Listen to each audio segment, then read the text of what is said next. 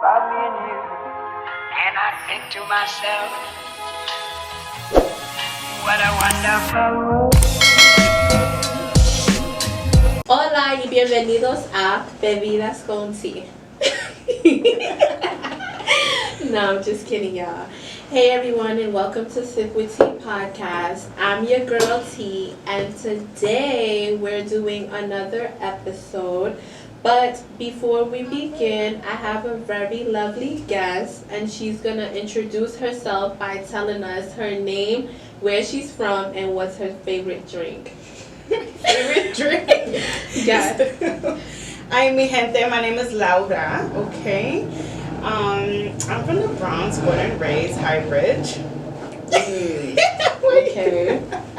Why are you throwing shade? I'm just saying. We just started. I know.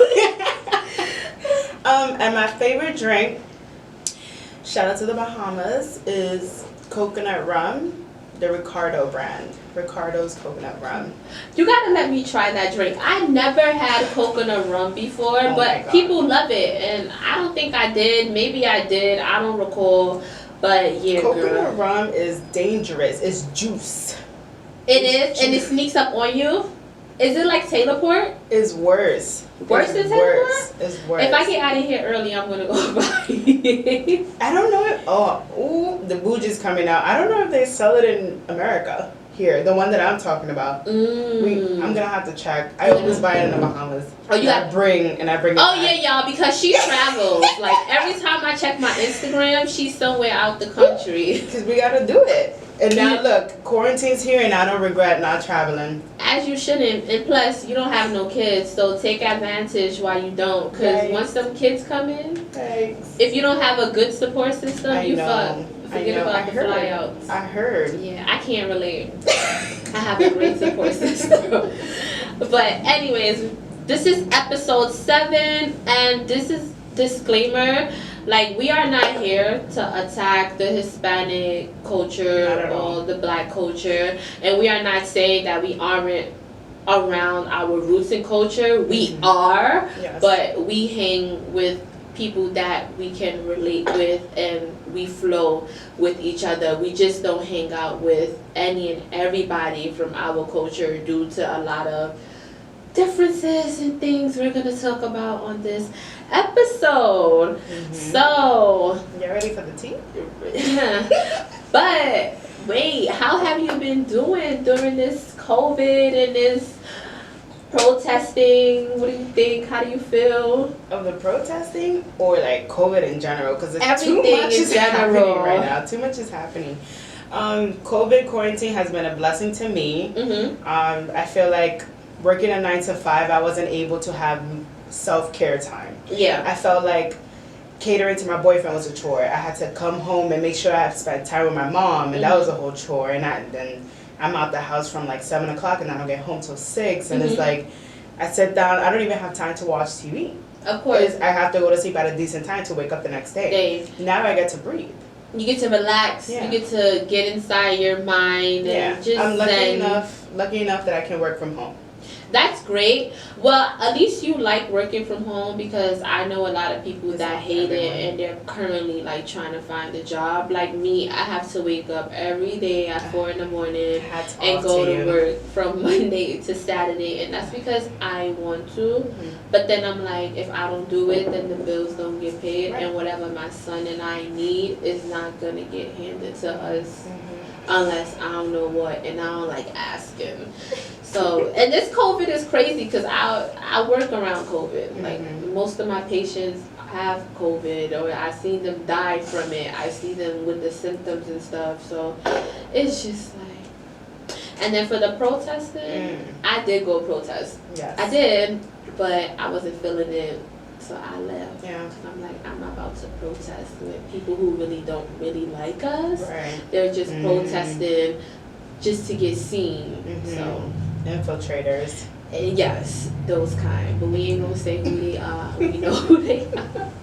But you now, know, you know. Yes, let's get into this episode 7. So Laura, I want to ask you, where are you from internationally, ethnicity, roots, race, all? Okay. Born and raised in the Bronx, like I said. My parents, both of them are from Honduras. Okay. My mom is from Trujillo, Colón. Okay. My dad is from Cusuna. So we're all from the coastal area. Okay. What else did you ask? Yeah, that was it. Well, where are your grandparents from? Oh, they're also from there, like the whole family line. It's from the. That's pretty great. I mean, my grandparents is from Honduras. We're from Santa Fe. My grandmother, she was born in Ceiba, but when she married her husband, her first husband, she had to come to Santa Fe to live with him because I guess that's where his family lived at. Backtrack. I meant to say, not my grandmother, my great-grandmother. Her husband was from Santa Fe, and when they got married, she had to move out there. So we settled and we established that we from Santa Fe. And then as for my mother, she was born and raised here in Brooklyn. And my dad, he was born and raised in Triunfo, and he came to America. So my grandparents and one of my great-grandparents was able to come to America to live a better life, and they did, and so did my dad.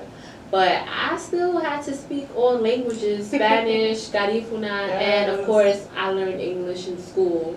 You know how that goes with the Hispanic culture is you speak Spanish at home, you learn English in school. So yeah. I learned English in 3rd grade. That was the first grade I ever, and the last grade I ever had to break night to study for. I've never in my life studied so hard as I did in 3rd grade. Was it because you wanted to learn the English, or because, of course, your parents was forcing you to learn the English? It was a bit of both, right? I was learning English, so was my mom was learning English.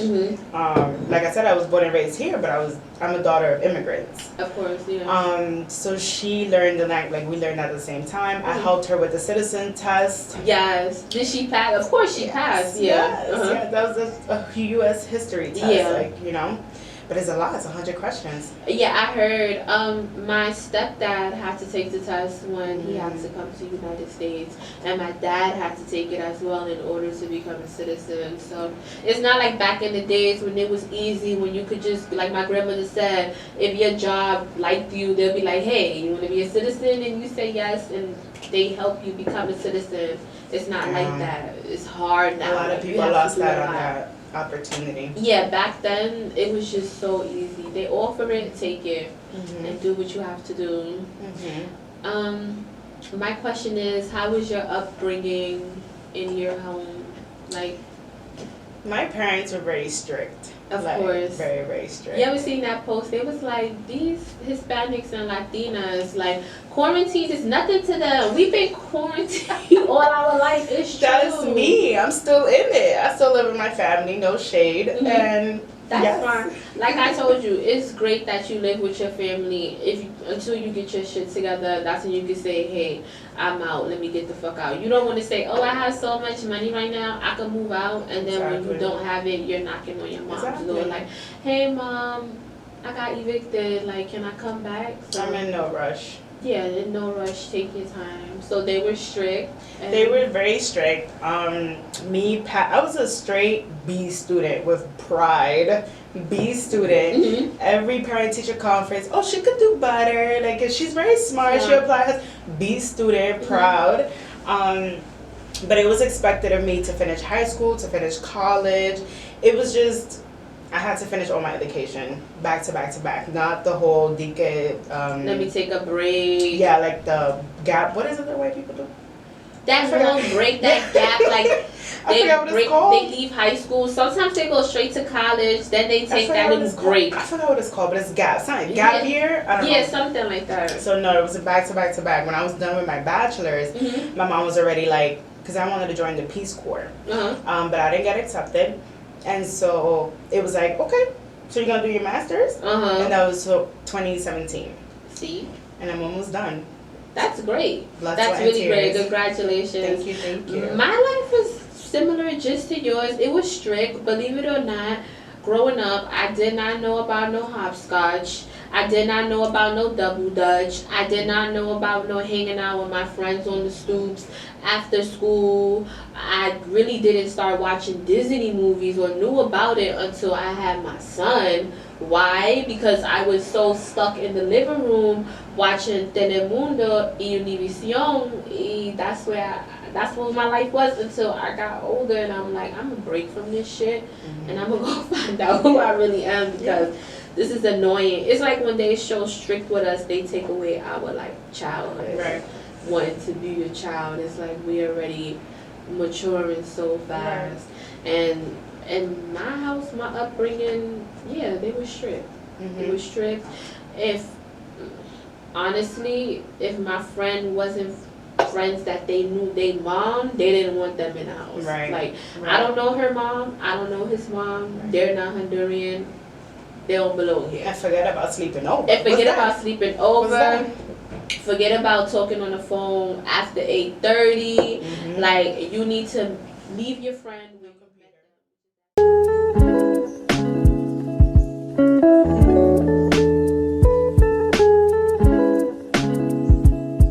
them.